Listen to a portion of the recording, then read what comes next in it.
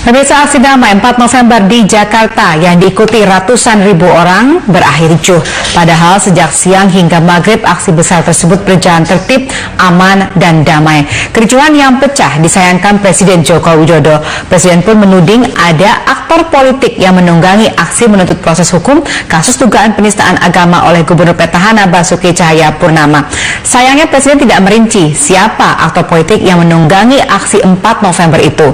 Lalu siapakah sebenarnya aktor politik yang dimaksud oleh Presiden? Sebab aksi tersebut banyak diikuti para politikus Senayan. Kita akan membahasnya dalam dialog bertema siapa aktor politik 4 November. Telah hadir di studio Wasekjen Partai Demokrat Didi Irawadi dan Ketua DPP Hanura Dadang Rusdiana. Selamat malam Pak Didi.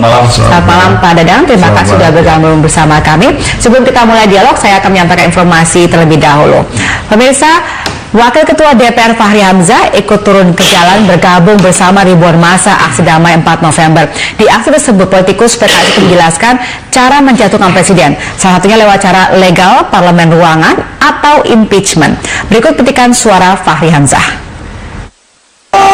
Perasaan tidak nyaman ini sekarang terusik, dan kita kalau mau memutuskan bagaimana cara menjatuhkan Presiden, ada dua caranya.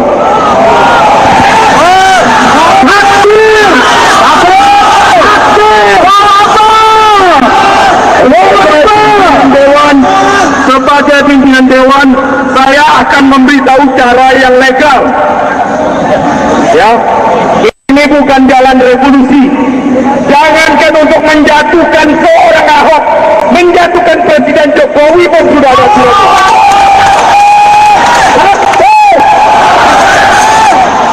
Seorang presiden ketika terbukti melanggar konstitusi, dia langsung bisa kita galang hak menyatakan pendapat bahwa Presiden telah melakukan tindakan tercela, melanggar konstitusi. Maka dengan tanggal hak menyatakan pendapat itu, seorang Presiden dijatuhkan melalui sidang impeachment di Mahkamah Konstitusi.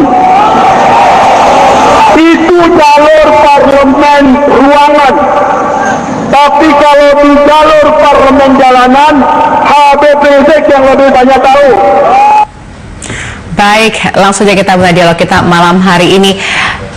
4 November, semua berjalan aman, damai, tapi tiba-tiba sore ricuh. Tapi di antara peristiwa itu ternyata ada tadi suara salah satu DPR kita, pimpinan DPR kita Fahri Hamzah, yang justru menyampaikan pesan-pesan yang memperlihatkan bahwa ada cara menjatuhkan Presiden.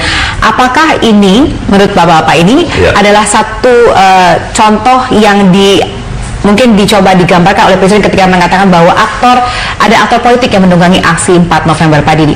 Ya, begini ya, ini kemarin itu kalau kita lihat unjuk rasa saya rasa terbesar dalam sejarah Indonesia dari segi jumlah orang yang hadir. Sehingga tentu suasana itu harus kita jaga sedamai mungkin ya, sedamai mungkin, sebaik mungkin untuk menghindari hal-hal yang tidak baik. Dan alhamdulillah terhindarlah yang namanya kerusuhan, walaupun ada percikan di malam hari, tapi overall apa yang dilakukan oleh aparat keamanan, kepolisian dibantu TNI ini sudah bagus dan berjalan dengan baik. Nah, sehubungan apa yang dikatakan tadi Pak Fahri Hamzah, saya kira begini ya, ini situasi demonstrasi, situasi unjuk rasa. Saya pikir itu hak haknya beliau, silahkan demikian. Tapi nyatanya kan siang itu tidak ada rusuh, tidak ada sampai jam 6 kalau kita lihat itu berjalan dengan baik. Nah, tapi saya tidak ingin menilai lebih jauh, itu haknya tentu Presiden Jokowi menilai itu sejauh mana. Tapi menurut saya di dalam demonstrasi unjuk rasa, bukan di Indonesia, kita lihat di mana-mana biasa pernyataan-pernyataan yang keras, namanya kan unjuk rasa, karena ada hal-hal yang mungkin diinginkan di situasi yang normal tidak tercapai. Dengan unjuk rasa tuh reaksi-reaksi, ungkapan-ungkapan dan sebagainya biasa. Namanya unjuk rasa tidak seperti biasa-biasa saja. Tapi saya sekali lagi tidak ingin menilai. Saya melihat sampai jam 6 sore semuanya aman, dan walaupun malam hari ada percikan seperti di Penjaringan, tidak terkait demonstrasi ya, itu hal-hal yang lain ya. Itu penjelasan dari Kapolri. Jadi saya kira segalanya aksi damai sudah berjalan dengan baik. Oke, jadi kalau misalnya kita bicara mengenai aktor politik seperti digambarkan Presiden, siapa kira-kira dimaksud? Ini yang jadi masalah saya kira ya. Sebenarnya Saya melihat apa yang dinyatakan oleh Presiden Jokowi, saya melihat secara runut di awal sampai tengah sudah cukup baik, yaitu memberikan apresiasi aparat keamanan, juga para pengunjuk rasa diapresiasi, siapapun yang hadir di sana kan, tokoh-tokoh masyarakat, Habib dan sebagainya.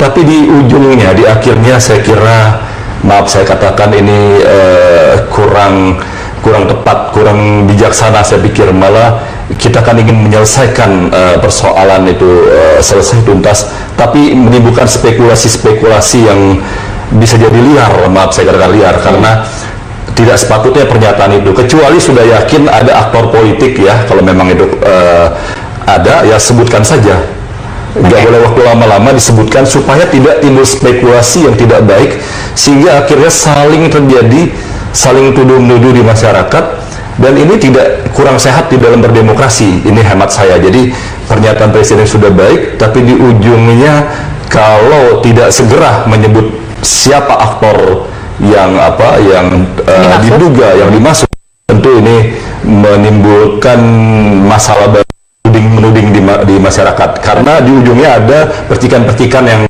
kurang enak, walaupun bisa diatasi oleh aparat keamanan. Pak Dadang, Anda juga menilai hal yang sama atau justru dari Hanura menilai yang berbeda? Ini sebenarnya adalah satu petunjuk gitu, tanpa harus menyebutkan siapa yang dimaksud, tapi sebenarnya sudah ada arahannya.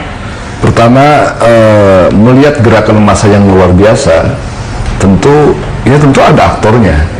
Kalau massa sedemikian banyak datang ke Jakarta untuk tujuan yang sama, tetapi di situ ada aktor yang baik, yang lurus, yang kemudian mengarahkan massa untuk menuntut misalnya satu persoalan yang nggak menjadi masalah, menuntut misalnya pelaku penistaan agama itu diberikan sebuah hukuman yang pantas. Itu yang pertama, kita anggap itu wajar, walaupun dari segi substansi apa yang dituduhkan ini kan sebetulnya belum tentu berdasar juga, karena tentu ada beberapa cuplikan-cuplikan yang tidak pada tempatnya, tidak proporsional, sehingga menimbulkan sangka-sangka yang buruk dari masyarakat. Apa yang dicapai oleh Ahok di Pulau Seribu itu perlu kita buktikan. Itu aktor baik ya. Tapi kemudian ya Pak Jokowi melihat juga ini ada orang-orang yang memanfaatkan emosional massa yang luar biasa, karena berbicara persoalan SARA itu sangat luar biasa, mampu menjadi energi yang luar biasa, mendorong emosional massa untuk larut sedemikian rupa. Nah, kita lihat tadi dari pidato tadi, persoalan-persoalan keagamaan, dugaan penistaan keagamaan, tiba-tiba misalkan panggungnya diambil oleh seorang, mohon maaf, Fahri Hamzah, yang mengatakan dirinya sebagai pimpinan DPR, padahal kalau dia datang ke sana belum tentu dalam kapasitas pimpinan DPR. Secara formal tidak pernah ada misalnya sebuah mandat dari sidang paripurna untuk memandatkan seorang Fahri Hamzah tampil di depan publik dan mengambil panggung itu. Dan kita melihat di dalam panggung itu dia mengatakan dan dia menjelaskan bagaimana menjatuhkan presiden. Ini adalah sebuah hal yang saya kira melampaui batas, melampaui kewajaran, melampaui etika seorang pimpinan lembaga negara yang seharusnya memberikan kesejukan, memberikan sebuah pelajaran politik yang baik, tiba-tiba menggosok massa, memprovokasi massa untuk mencoba bahwa jangankan Ahok, seorang Jokowi itu bisa diturunkan, bisa di-impeachment. Benar kalau misalkan impeachment dilakukan berdasarkan prosedur yang benar, tapi kemudian dia memberikan tawaran bagaimana parlemen jalan bisa menjatuhkan seorang Jokowi. Jadi dan diserahkan kalau dari komentar Anda saat ini, apakah kita bisa melihat bahwa yang terlibat di sana, aktornya itu diarahkan kepada Fahri Hamzah kah maksudnya? Tidak juga, ada aktor yang nampak, itu kita lihat. Seorang anggota DPR yang seharusnya anggota DPR itu kan ada mekanisme ketika melakukan pengawasan terhadap jalannya pemerintahan, dia punya mekanisme, punya sistem yang itu sudah diatur oleh konstitusi dan undang-undang. Tapi kemudian dia terlibat dalam parlemen jalanan, itu juga menjadi pertanyaan. Dan itu adalah aktor-aktor yang nampak. Kemudian ada aktor-aktor yang tidak nampak, dan itu kemudian memberikan bumbu-bumbu pada massa sehingga semakin larut pada suasana emosional yang bisa-bisa itu melampaui batas-batas rasionalitas. Ini yang berbahaya kan begitu. Saya kira begini, karena Presiden sudah menyebut ada aktor-aktor ini, saya pikir akan sangat bijaksana segera disebut saja. Karena makin lama didiamkan, makin tidak baik, ya, makin tidak baik. Sebut saja siapa, apakah dimaksud yang rusuh malam-malam itu 10 orang itu yang diproses, tapi rasanya bukan juga, atau ada siapa, ini harus harus jelas. Kalau tidak, jelas, masih seperti Pak Dadang katakan, timbul katanya ada orang di belakang layar dan sebagainya. Ini kan tidak sehat. Bisa siapa saja dituduh ini, dan tidak sehat dalam situasi politik yang sedang panas yang dikaitkan dengan Pilkada DKI. Ya, pada Pilkada DKI kita ingin damai, ketiga calon berkompetisi dengan fair, baik, tanpa adu program dan sebagainya. Tapi ini harus jelas gitu ya. Harus jelas. Ya. Oke, kita masih akan memperbincangkan hal ini. Nanti juga akan bergabung bersama kami Ibu Siti Zuhro, pengamat politik melalui telepon. Kami harap Anda tetap bersama kami, pemirsa. Terima kasih Anda kembali bersama kami, pemirsa. Dan langsung saja saya menyapa Ibu Siti Zuhro melalui sambungan. Selamat malam Ibu Siti. Halo, selamat petang. Iya, Ibu, ini kalau kita bicara mengenai aksi demonstrasi 4 November lalu, kemudian Presiden Jokowi menyatakan di akhir pidatonya pada dini hari itu mengatakan bahwa ada aktor politik yang menunggangi aksi tersebut. Menurut Anda sebagai seorang pengamat politik, siapa sebenarnya aktor yang dimaksud? Siapa? Yang jelas yang paling tahu Pak Jokowi, Mbak Fal. Yang paling tahu dalam hal ini ya tentu Pak Jokowi. Ya, kalaupun kita mencoba menyampaikan itu kan kita mencoba-coba mengira-ngira siapa gitu. Tapi yang paling penting menurut saya ini sudah saatnya cooling down kita. Jangan semakin dipanaskan, cooling down ya. Kan himbauan dari Pak Presiden sangat jelas bahwa tolong demonstrasi ini dilakukan secara damai, tolong dilakukan juga secara santun gitu ya. Jadi rakyat sudah diminta santun, damai, dan mengatakan atau menyampaikan itu dengan tentu tanpa kekerasan dan sebagainya. Dan kita tahu akhirnya mungkin ada letupan-letupan tadi itu. Lalu siapa ini? Tadi berita Satu TV sudah menyampaikan di situ, kita lihat sama-sama bahwa ada Pak Fahri Hamzah gitu ya. Apa ke sana arahnya kan gitu. Ya. Menurut saya kalaupun akhirnya ke Pak Fahri Hamzah, jauh lebih bagus ada aktor yang tampak. Yang tidak bagus itu yang tidak tampak. Ini yang bahaya. Musuh negara kita kalau tidak tampak kan bahaya. Bahwa Pak Fahri Hamzah adalah kader PKS dan beliau adalah salah satu pimpinan di DPR RI. Tentu kita sangat percaya Pak Jokowi ini piawai ya, dan memiliki talenta dalam mendorong, termasuk kemarin ada partai-partai yang friksi gitu ya. Juga sekarang kita menyaksikan friksi itu sudah reda meskipun masih ada sisa di P3. Dalam hal kayak unjuk rasa seperti ini kan masalahnya sangat serius, akidah gitu ya, untuk masyarakat atau umat Islam itu serius sekali. Lah tentu kita sangat menghormati kalau sistem presidensial kita melalui Pak Jokowi dalam hal ini merangkul semuanya gitu ya, semua dirangkul karena beliau adalah Bapak Presiden Republik Indonesia untuk rakyat Indonesia, bukan untuk hanya golongan tertentu, kalangan tertentu atau partai-partai pendukung saja. Tidak seperti itu membacanya. Jadi memang Pak Jokowi ini memang untuk rakyat semua. Jadi kalau ada anak-anaknya yang sekarang ini katakan gitu ya, sedang galau, sedang was-was, sedang mungkin tidak puas dan sebagainya, Pak Jokowi memiliki potensi atau kepiawaian, talenta itu untuk merangkul semuanya.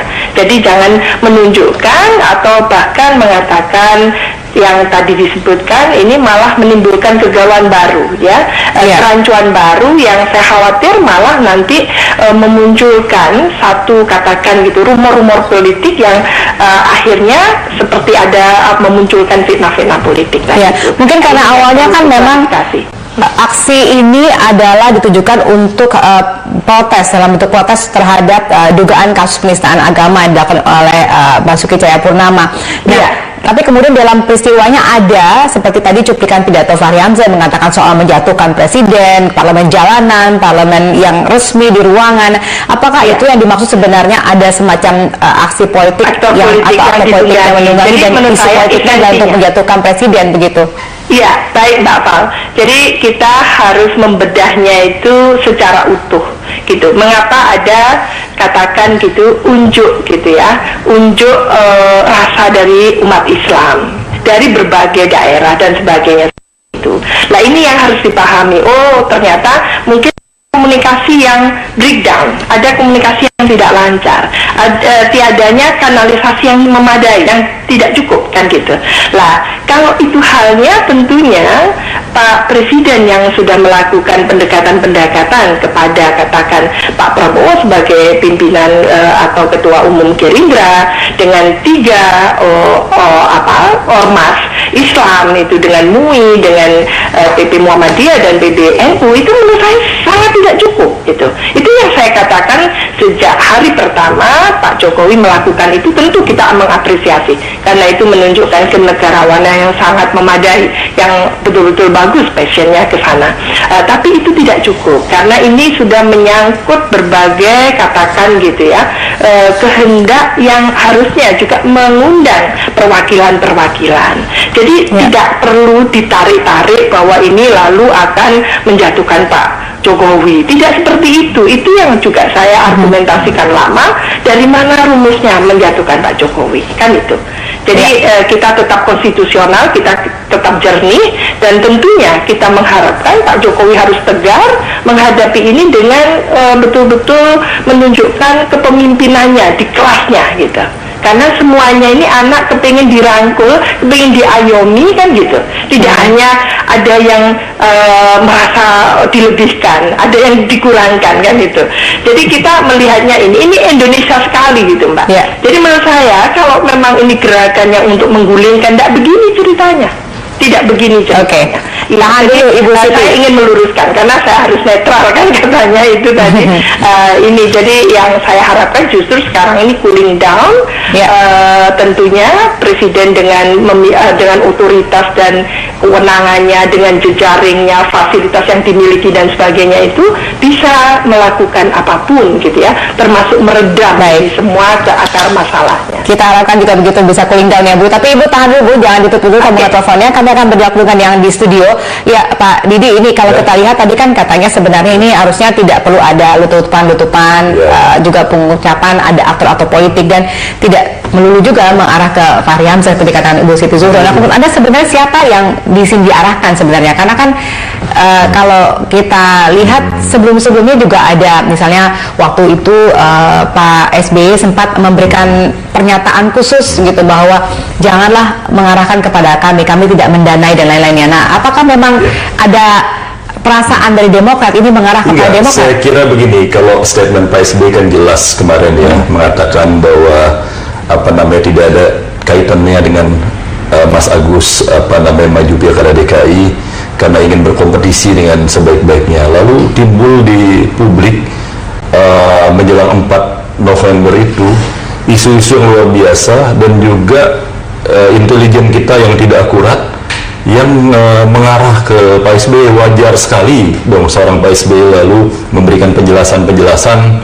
lalu kemudian kalau lalu dikait-kaitkan itu yang sungguh tidak benar. Kalau kita dengar keseluruhan apa yang disampaikan Pak SBY justru menghimbau, meminta yang namanya unjuk rasa yang damai. Itu jelas kalau kita lihat pesan yang disampaikan Pak SBY. Dan soal unjuk rasa, kalau kita lihat 10 tahun Pak SBY sebagai pemimpin negeri kita, jelas unjuk rasa ini hal yang biasa, hal yang sangat biasa, dan hampir boleh dibilang tiap tahun ada unjuk rasa, ada mungkin 1-2 kali unjuk rasa besar. Itu semuanya ditangani dengan sebaik-baiknya, tidak disumbat hak demokrasi, setiap orang diberi kebebasan berekspresi sebaik mungkin. Saya menarik apa yang disampaikan Bu Siti Zuhro ya. Ini unjuk rasa kemarin dalam pandangan saya dan juga dari beberapa wartawan yang menyaksikan, wartawan internasional juga. Ini yang terbesar di Indonesia kata mereka. Ya, nah, ini persoalannya begini. Saya kira yang disampaikan Ibu Siti Zuhro benar sekali. Bagaimana ini didengar ya. Ini mungkin ada komunikasi, ada hal-hal yang perlu didengar oleh pemerintah. Jadi jangan melihat unjuk rasa ini hal yang ancaman dan sebagainya. Saya kira nggak ada ancaman ke Pak Jokowi, itu tidak ada saya rasa. Tapi bagaimana ada hal-hal yang ingin disampaikan yang selama ini mungkin harapan-harapan belum tersampaikan. Oleh karenanya positif saja melihat ini saya kira. Jadi apa yang dikatakan Bu Siti Zuhro benar sekali, harus lebih didengar lah, lebih jelas siapa yang diarahkan. Baik, tapi yang menarik juga hari ini dari akun media sosialnya Ibu Ani Yudhoyono menyatakan bahwa seperti menolak atau mempertegas bahwa ini bukan Demokrat ataupun Pak SBY yang berada di belakang ini. Saya kira wajar-wajar aja menyampaikan hal itu kalau tapi memang ada melihat tekanan seperti tembakan ke arah Demokrat seperti itu memang siapa ada. yang membangun opini di sosmed yang sangat tidak enak dengan kasar menuding Pak SBY, itu jelas kita buka aja sosial media di era sekarang ini kok begitu keji sadisnya memfitnah orang, bahkan dengan meme seolah-olah yang mendanai itu Pak SBY, Mas Agus. Ini kan sangat nggak benar. Bagaimana dasarnya apa gitu loh. Sementara 10 tahun demokrasi dibangun dengan sebaik-baiknya oleh Pak SBY, tidak mungkin lah seorang SBY ya. Ini dikatakan oleh Pak Yusuf Kala pada saat pertemuan, nggak mungkin seorang Pak SBY demikian. Juga beberapa tokoh yang lain, Pak Wiranto dan sebagainya. Saya kira saya nggak tahu di sosial media ini dahsyat sekali ya. Apakah ada yang mengarahkan, apakah ada yang saya nggak tahu. Saya pikir ada polisi cybercrime ini yang dikatakan Pak Jokowi saatnya melihat juga di sosial media ini. Kok ada perilaku yang begitu kasar, begitu fitnah, keji, ini nggak bisa dibiarkan karena ini berpotensi fitnah dan memecah belah bangsa kita. Oke, Pak Dadan, kalau Anda boleh berkomentar, sebenarnya siapa sih yang diarahkan? Waktu katanya Demokrat mereka tidak mendanai kok gitu. Saya percaya pada Pak SBY. Pak Menko Polhukam, Pak Wiranto ketika bertemu dengan Pak SBY itu sudah menyampaikan bahwa tidak ada tudingan-tudingan yang mengarah pada Pak SBY, tetapi orang, masyarakat kan bisa menganalisa dan lain sebagainya. Itulah sosial media sebagai sebuah fenomena yang menarik di abad 21 ini. Tetapi begini intinya, bahwa persoalan penistaan agama yang sekarang ini ramai itu kan tidak berdiri tunggal gitu ya. Artinya itu kan orang siapapun bisa menilai bahwa akan terjadi dampak kalau terjadi sesuatu misalkan di dalam proses penistaan agama ini, itu dampaknya ke pilkada DKI. Ada yang diuntungkan, ada yang rugi, dan siapapun bisa menakal-nakal, menghitung-hitung.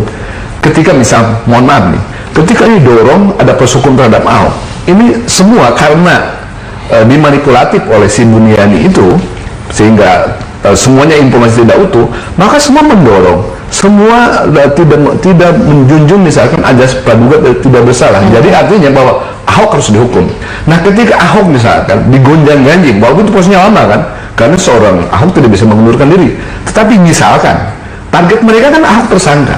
Ketika Ahok menjadi tersangka, ini kan digoreng-goreng. Seorang calon gubernur tersangka dan sebagainya. Ini kan menghancurkan kredibilitas. Dan tentunya ini siapa yang diuntungkan? Jadi menurut Anda memang ada hubungannya dengan pilkada DKI? Nah, tentu tidak. Saya setuju dengan apa yang disampaikan oleh Pak Yusuf Kala. Andai kan kata Pak Yusuf Kala kan, ini tidak berdekatan dengan pilkada Jakarta. Persoalan Ahok di Pulau Seribu nggak ada masalah, karena ini kan sebetulnya kan ini banyak persoalan persepsi deh. Kalau di kalangan umat Islam sendiri ada yang mengatakan itu penistaan, ada yang tidak penistaan. Apalagi misalnya di situ ada penggunaan kata-kata yang sangat complicated sekali misalkan, kalau itu kemudian diarahkan kepada penistaan, sehingga tentu siapapun termasuk apa yang disampaikan oleh Mas Dedi, termasuk oleh Pak SBY, misalkan ada intelijen misalkan yang salah, yang gagal memahami situasi, itu saya kira bukan gagal memahami situasi, bukan melakukan kesalahan sehingga menyampaikan informasi yang simpang siur, tidak begitu. Tetapi semua pihak tentu menganalisa bahwa apa yang terjadi pada Ahok ini, kasus penistaan agama ini pasti berdampak pada pilkada DKI, sehingga ada yang diuntungkan, ada yang dirugikan. Sehingga, mohon maaf ya, apapun yang disampaikan oleh Pak Didi misalnya, lemah lembut apapun itu beda loh. Seperti begini, Pak SBY ketika menyampaikan penjelasan press conference, karena Pak SBY itu kelasnya adalah kelas mantan presiden 2 periode, dengan kata-kata yang lembut saja itu cukup menjadi energi bagi para pengunjuk rasa ya, energi. Pak SBY tidak memprovokasi, tapi itu menjadi energi. Misalkan ketika mengatakan, andai kan misalkan presiden tidak memproses Ahok, ini akan menimbulkan sebuah kekecewaan besar. Jadi kalau Anda bilang berarti kalimat Pak SBY tidak melakukan provokasi, tidak bermaksud provokatif, tetapi itu kelas Pak SBY. Jadi kalau kelas Pak SBY berstatement dengan rata air saja, itu akan berdampak besar. Beda dengan Habib Rizik, dia sebetulnya gebrak meja dan sebagainya, baru berdampak kalau Habib Rizik gitu kan. Kalau Mas Bey itu lembut saja bisa berdampak besar. Itu saya kira yang dianalisis oleh intelijen. Jadi begini, ada hal yang perlu kita luruskan, bahwa tentu tidak boleh ada yang diuntungkan oleh ini, dan kami tidak mau mengambil keuntungan dari situasi yang kemarin. Saya pikir pasangan nomor 3 pun sama, biar kompetisi ini bisa berjalan dengan baik. Tapi persoalan ini, kalau saya boleh mengatakan, tidak sekedar masalah Al-Maidah. Al-Maidah itu silakan aja biar proses hukum berjalan, dan kan ahli-ahli sudah dipanggil ya. Tapi saya melihat persoalan Jakarta ini sebenarnya rentetan akumulasi kekecewaan publik sekian lama. Ya begini ya, Pak Ahok saya pikir sudah bekerja cukup baik di Jakarta, tapi kerap kali timbul konflik-konflik karena cara bertutur yang tidak terkontrol, bertutur yang over, berlebihan. Saya kira seorang pemimpin di dalam bertutur itu harus sangat menjaga sekali, sehingga apa-apa yang tujuan jadi lagi-lagi baik itu pusatnya di Pilkada DKI Jakarta. Saya demikian, dikaitan ini kan sehingga setiap perkataan dia, kata demikian, kalimat-kalimat mungkin maksud baik, tapi kalau caranya terkesan arogan, lalu kasar, lalu juga tidak terkontrol, ini berbahaya saya kira.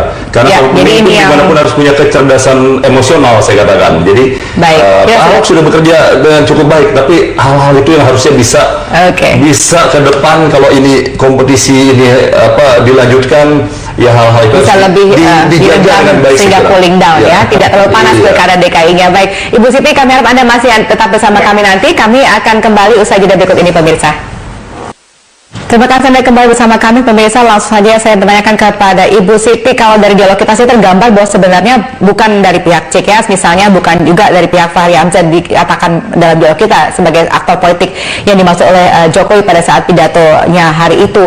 Nah, ada juga menurut bahwa ini pengalihan isu sehingga akhirnya tidak dibuka aktor itu siapa. Menurut Anda bagaimana? Apakah benar ini ada semacam pengalihan isu tersebut? Halo? Ya, Ibu Siti. Oh iya, oke. Iya, jadi menurut saya ini kan tensi akan eskalasi politik kita, tensinya akan tinggi kalau gitu ya. Lagi-lagi kita munculkan istilahnya ya hal-hal yang bisa jadikan komoditi politik. Karena apa? Kita catat sejak pemilu tahun 99 dengan sistem multipartai ya, ini kan fragmentasi kekuatan-kekuatan politik tak terhindarkan, dan akibatnya atau pengaruhnya, dampaknya terhadap fragmentasi dalam masyarakat, di tengah masyarakat gitu lah. Dengan fragmentasi yang seperti ini, menurut saya dua hal yang harus kita lakukan, terutama tentu kita memintakan kepemimpinan nasional ya, dalam hal ini eranya Pak Jokowi, Pak JK, untuk sungguh-sungguh melakukan dua hal. Satu, cooling down, karena memang kasusnya sudah masuk ke ranah hukum gitu ya. Yang kedua adalah bagaimana mendorong agar nilai-nilai gitu ya, budaya untuk saling gitu ya, saling menghormati dan budaya saling menghargai atau saling percaya itu ditinggikan. Karena kalau kita membangun demokrasi, setiap 5 tahun kita pilkada, setiap 5 tahun kita melakukan pemilu gitu ya, dan dananya luar biasa besarnya untuk itu, energi kita forsir untuk itu, tapi kita luput ya, atau kita lupa untuk membangun hal yang sangat esensial, yaitu membangun rasa saling percaya. Tadi Pak Didik mengatakan bahwa bagaimana medsos, ungkapan-ungkapan, ujaran-ujaran kebencian yang diumbar ya dengan sangat vulgar di medsos seperti itu, menurut saya sangat tidak mendidik. Dan inilah bagian dari pekerjaan rumah Pak Jokowi, yaitu revolusi mental. Bagaimana meluruskan nilai-nilai atau masyarakat yang mengalami disorientasi dalam hal membangun nilai-nilai kembali ini. Itu jauh lebih penting Mbak menurut saya, karena kalau tidak kita akan terperangkap dari satu rumor ke rumor politik yang lain yang ini sangat membebani masyarakat. Ini harus saya harapkan ini benar-benar bisa cooling down ya Bu ya. Betul, menjernihkan masalah. Baik, terima kasih Ibu Siti Zuhro sudah bergabung bersama kami malam hari ini. Selamat malam Pak Didik, Pak Dadang. Baik, dan kini kami sudah terhubung dengan Pak Fahri Hamzah, Wakil Ketua DPR. Selamat malam, Assalamualaikum Pak Fahri. Waalaikumsalam warahmatullahi. Gimana kabar? Iya, baik. Mau menanyakan kenapa pada saat pidato pada saat 4 November itu Pak Fahri menyebut-nyebut soal menjatuhkan presiden dengan melakukan parlemen jalanan ataupun parlemen ruang, impeachment. Apa sebenarnya maksud dari pernyataan ini? Jadi karena menjatuhkan presiden itu ada prosedurnya, ada proses legalnya. Dan saya sudah berkali-kali sebenarnya berpidato tentang cara menjatuhkan presiden itu. Di depan DPR pernah waktu menerima para demonstran, di banyak tempat juga begitu. Karena saya mengatakan ada dua prosedurnya. Prosedurnya yang saya setujui, yang legal itu adalah yang menggunakan konstitusi. Jadi ya itu yang saya sampaikan. Itu biasa saja, itu menerangkan kepada masyarakat bahwa proses pergantian pejabat dalam negara demokrasi itu biasa saja. Karena itu kita nggak perlu ngotot-ngotot. Okay. Jabatan itu sesuatu yang gampang datang dan pergi, karena itu basisnya adalah elektabilitas, ya, konstituensi dan sebagainya. Nah, dari pidato Presiden Jokowi pada saat itu dikatakan ada aktor politik yang menunggangi aksi 4 November. Nah, apakah ini kita bisa mungkin maksudkan berarti ada keinginan untuk menjatuhkan aktor yang ingin menjatuhkan presiden? Ya, begini, presidenlah yang harus memulai berbicara jelas. Beliau presiden kita semua, ya, satu-satunya orang yang memiliki kekuatan luar biasa diberikan oleh rakyat, lalu dia menguasai anggaran negara yang begitu besar, kekuatan militer dan sipil yang begitu besar. Maka presiden itu tidak boleh sembarangan berkata-kata. Dia harus berkata dan menjelaskan kata-katanya. Siapa yang disebut dengan penunggang, siapa yang disebut sebagai aktor, itu harus jelas, ya. Presiden tidak perlu terlibat dalam polemik karena kita ingin mendengar keputusan dan kata-kata yang final dari seorang presiden. Itu tugasnya dengan anggota DPR, berbeda tugasnya dengan hakim nggak boleh banyak ngomong. Kalau anggota DPR memang tugasnya ngomong. Kalau presiden itu memberikan keputusan, dia jangan berpolemik. Jadi apa yang dimaksud oleh presiden justru harus naginya ke presiden dulu. Saya juga menagih presiden. Apa yang dimaksud, siapa yang dimaksud, biar jelas semuanya.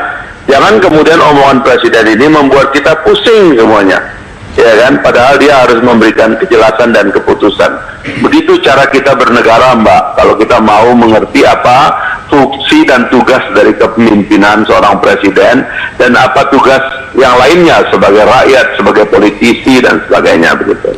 Oke, karena juga ada yang mengkritisi karena posisi Anda sebagai Wakil Ketua DPR tapi ikut turun ke jalanan, kemudian juga memberikan pernyataan soal cara menjatuhkan presiden. Nah, itu juga menjadi sorotan masyarakat. Saya berkali-kali ikut ke jalan di depan DPR itu. Saya berkali-kali datang bergabung dengan massa karena diundang oleh massa. Jadi itu nggak ada yang baru, itu memang pekerjaan kita tiap hari. Makanya saya kan menganjurkan adanya alun-alun demokrasi supaya ada tempat orang berdemonstrasi dan ada tempat kita menerima demonstran. Jadi tugas anggota DPR dan pimpinan DPR di seluruh dunia itu ya kerjaannya itu ya menerima dan menyalurkan aspirasi orang yang berdemonstrasi. Terus kita mau disuruh apa dong kalau kita nggak menerima demonstran dan berbicara dengan demonstran? Orang fungsinya sebagai wakil rakyat kok, jangan diputar-putar. Ini mutar-mutarnya kejauhan, nanti capek sendiri kita. Karena fondasi dari demokrasi kita itu harus diperkuat. Dan caranya adalah memperlembagakan atau memperkuat lembaga kritik kepada pemerintah supaya jalannya pemerintahan itu tambah baik. Jangan lihat di ujung, orang ini marah-marah kan karena dari awal hukum mau dipermainkan. Sekarang hukum itu ditegakkan, jangan kelihatan ragu, jangan kelihatan melindungi orang, jangan kelihatan ada orang yang tidak bisa disentuh hukum, ada yang gampang disentuh. Itu yang bikin orang marah, jangan dibalik-balik situasinya. Iya, terima kasih sudah bersama kami. Ya, sudah bisa cooling down sekarang. Ya. Terima kasih, selamat malam, assalamualaikum. Baik. Kita kembali ke studio, ya. Jadi silakan kalau menurut Anda dengan mendengar jawaban tadi dari Pak Fahri terutama misalnya, ini sebenarnya nggak ada maksud untuk menjatuhkan presiden. Jadi menurut Anda sebagai closing statement sebenarnya aktor ini, ya sebenarnya nggak etis saya menilai. Saya pikir haknya beliau ya, itu hak konstitusinya Pak Mariam saya. Tapi saya ingin terkait dengan konteks kita hari ini soal aktor politik, setelah kita mendengarkan ini bagaimana? Ini harus clear karena Presiden Jokowi ya sudah melontarkan suatu pernyataan bahwa ada aktor politik di balik ini. Kita tidak ingin demokrasi ini kemudian tidak sehat dengan ada saling mencurigai, gak baik. Kalau memang Presiden punya, ya sudah ada data-data, ada aktor yang menunggangi, ya proses saja, sebut dulu, lalu proses hukum, dan orang-orang ini diberikan hak untuk membela diri. Karena kita harus menjaga demokrasi kita dengan baik, apalagi kemarin begitu banyak orang yang menginginkan sesuatu, karena mungkin selama ini keinginan, harapannya tidak bisa terkomunikasikan dengan apapun pemerintah, mungkin begitu. Jadi saya kira saatnya ini harus ada kejelasan. Kalau tidak seperti pegadaian, bukan seperti pegadaian, tapi menjelaskan masalah dengan tanpa masalah harusnya. Ya, pegadaian tidak solusinya. Jangan sampai timbul kecurigaan baru yang kurang sehat bagi demokrasi. Oke, Pak Rian, silakan closing statement. Saya koreksi Pak Fahri Hamzah. Jadi begini, anggota DPR itu menerima yang unjuk rasa, bukan berunjuk rasa. Ini salah kaprah. Mobil diberi SIM, dia harus nyopir, bukan dorong mobil kan gitu. Jadi dia itu seperti yang dorong mobil, padahal dia sudah punya SIM. Yang pertama, jadi salah kaprah. Tidak benar, tugas anggota DPR itu bukan seperti itu. Yang kedua, Presiden memberikan kepastian. Bahkan sebelum demo 4 November, Presiden sudah menyatakan bahwa saya perintahkan Kapolri untuk segera memproses hukum. Cuman kepastian ini jangan kemudian kita sudutkan pada satu titik, misalkan hukum Ahok. Nah ini nggak benar, kita restart negara hukum. Jadi proses hukum harus berjalan, itu benar. Tapi kalau belum apa-apa kita harus menghukum Ahok, ini nggak benar. Ini adalah bukan pengadilan jalanan. Indonesia harus masuk ke dalam terhadap negara sudah dijanjikan dalam kemarin Wapres JK kepastian 2 minggu akan diselesaikan. Ini masalah aktor politik biar kepolisian nanti yang kalau misalkan ternyata ada dalam yang menggerakkan demonstrasi sehat, itu kepolisian biarkan. Baik, kita tunggu bagaimana perjalanan kasus ini ya. Baik, terima kasih Pak Radang, terima kasih Pak Ridi sudah bergabung sama kami malam hari ini. Selamat malam. Dan pemirsa, demikianlah Tantanto kali ini. Anda bisa mengirimkan informasi dan saran kepada kami lewat email di news@tv atau follow kami via Twitter, Facebook, dan YouTube. Anda sampai selesai bekerja petugas, saya Zawarina Daniel mengucapkan terima kasih atas perhatian Anda. Sampai jumpa.